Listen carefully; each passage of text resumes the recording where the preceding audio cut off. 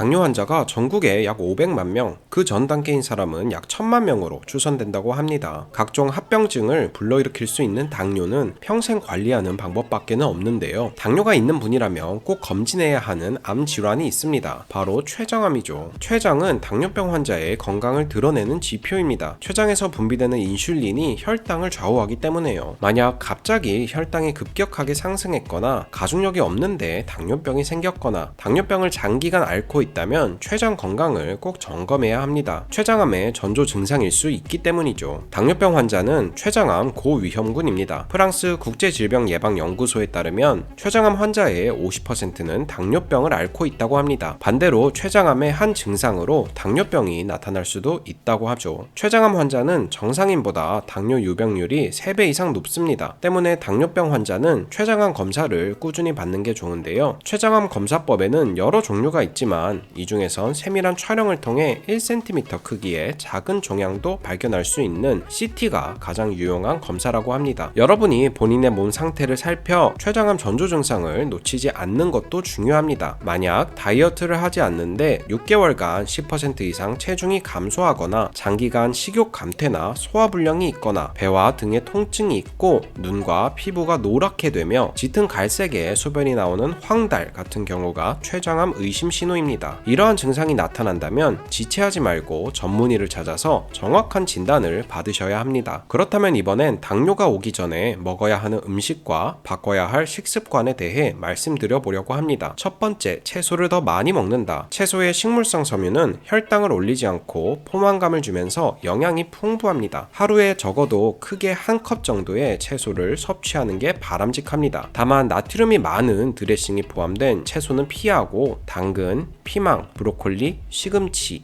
케일처럼 전분이 없이 잎이 많은 채소가 제격입니다. 두 번째, 녹말 채소는 줄인다. 전분이 너무 많이 들어있는 채소에는 탄수화물이 더 많이 들어있습니다. 물론 건강에 좋은 영양소도 없지는 않으나 과잉 섭취는 피해야 하는데요. 전분 함량이 많은 녹말 채소는 감자, 고구마, 옥수수, 도토리, 늙은 호박 등등이 있습니다. 세 번째, 과일도 적당히 먹는 게 좋다. 과일에는 당분이 많이 들어있습니다. 때문에 무조건 피해야 한다고 알고 계시는 분들이 많은데 적정량을 섭취하는 것이 오히려 혈당에 좋을 수 있습니다. 만약 현재 당뇨가 있다면 전문가와 상담 후 섭취하시는 것이 좋고 당분이 비교적 적게 들어있는 베리류를 섭취하시는 것도 좋은 방법이 될 수 있습니다. 네 번째, 통곡물을 주로 골라 먹는다. 정제된 곡물 과 달리 통곡물에는 섬유질과 기타 영양소가 모두 들어있습니다. 아침 대용으로 따로 먹기에 든든하죠. 오트밀, 현미, 통밀빵 또는 통곡물 면 파스타처럼 다양한 형태로 섭취할 수 있습니다. 통곡물 가루로 쿠키를 만들어 먹을 수도 있죠. 포장된 제품을 살 땐 통곡물로 만든 것인지 확인하는 습관을 들이는 게 좋습니다. 다섯 번째, 견과류와 씨앗을 즐겨 먹는다. 염분이 적게 든 견과류를 골라서 드시는 것이 좋습니다. 한꺼번에 너무 많이 먹으면 소화가 안 돼서 설사할 수도 있으니 견과류 종류에 따른 적정 권장량만 섭취하시는 것이 좋습니다. 여섯 번째, 단백질을 더 먹는다. 모든 식사와 간식에는 단백질을 포함시켜야 합니다. 단백질은 포만감을 느끼게 하고 탄수화물이 혈류로 들어가는 속도를 늦춰주기 때문인데요. 혈당을 일정하게 유지하기 위해선 렌틸콩 같은 식물성 단백질과 달걀 또는 생선에 들어있는 동물성 단백질을 적절하게 섭취하시는 것이 좋습니다. 일곱 번째,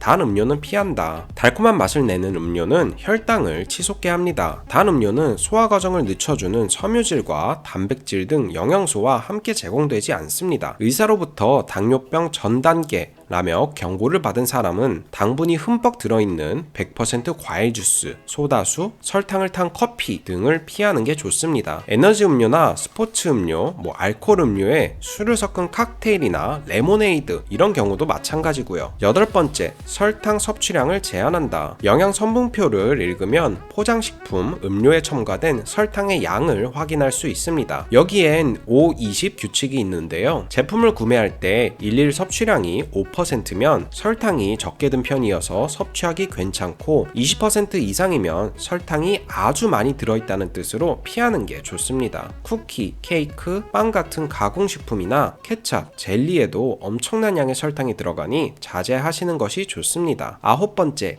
아침 식사는 먹는 게 좋다. 아침에 일어난 지 2시간 안에 식사를 하는 게 좋습니다. 장기적으로 혈당을 조절하는데 도움이 될 수 있어요. 아침을 건너뛰고 바로 식사를 하게 되면 과식이나 군것질을 더 찾게 되면서 건강에 안 좋을 수 있습니다. 10번째, 영양사의 당뇨 식단을 참고한다. 온라인에서 검색 한 번이면 큰 병원의 전담 영양사가 제공하는 환자들의 식단을 볼 수 있습니다. 여러 경우에 식단을 참고하고 본인의 식단에도 대입을 하는 것이 건강에 큰 도움이 될 수 있습니다. 제가 오늘 준비한 영상은 여기까지입니다. 시청해주셔서 감사합니다. 건강한 하루 되세요.